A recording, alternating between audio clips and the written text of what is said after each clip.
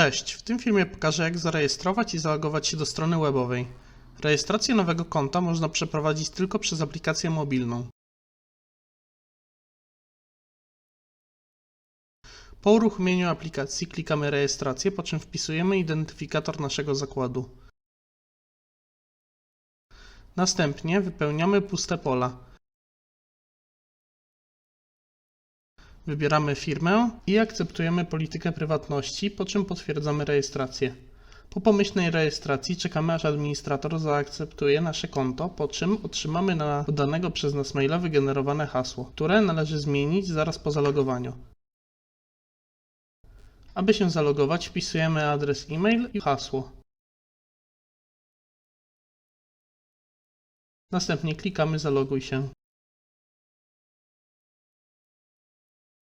Po zalogowaniu możemy zmienić kolorystykę strony.